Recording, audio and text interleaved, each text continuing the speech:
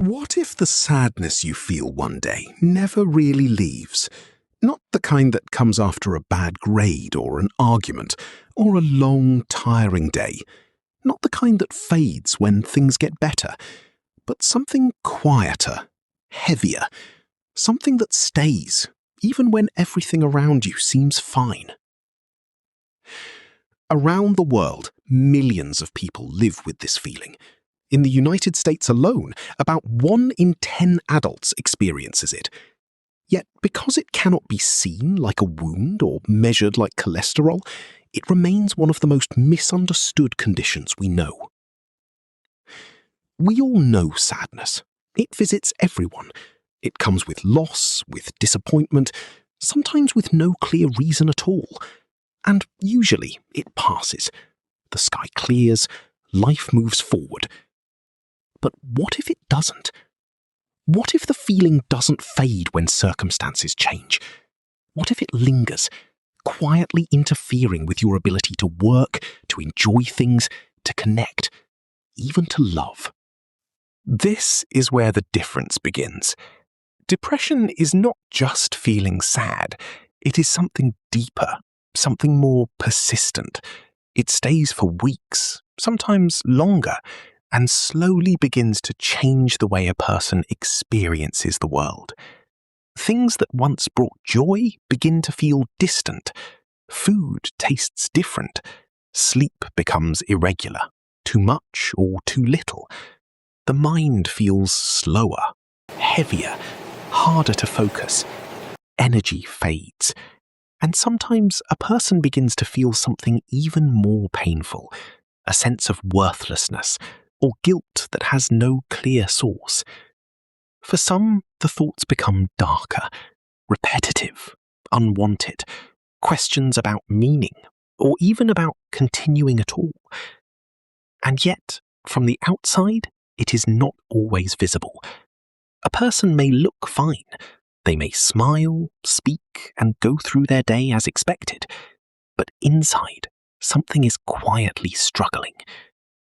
This is part of what makes depression so difficult to understand. It is not only emotional, it is also physical. Changes happen in the brain itself, affecting the way certain chemicals work, the way sleep is regulated, and how the body responds to stress.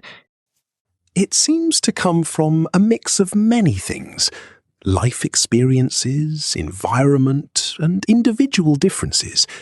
But it does not follow a simple pattern. And because of that, many people live with it for years before asking for help.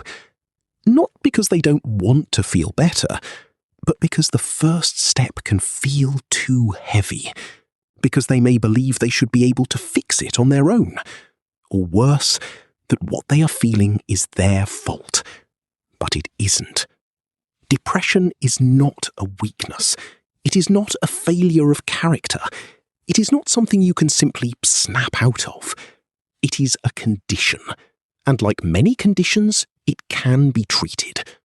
There are ways to help the mind find balance again. Conversations with trained professionals, support systems, in some cases, medical treatments that help restore what has been disrupted. And yet, one of the most powerful things is often the simplest: understanding.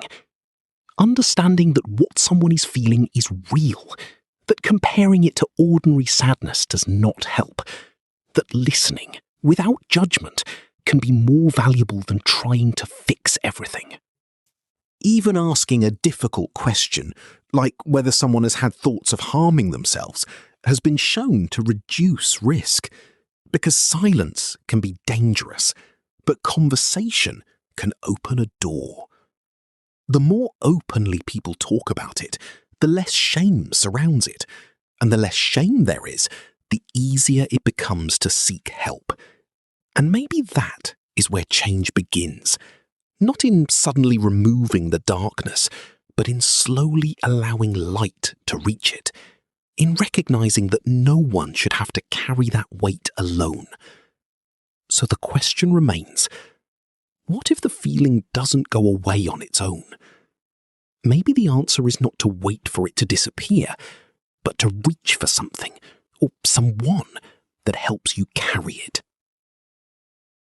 If anything in this video felt familiar, if you are carrying something you haven't been able to put into words yet, please know that you are not alone in it. Talking to someone is not a sign of weakness. It is one of the hardest and bravest things a person can do.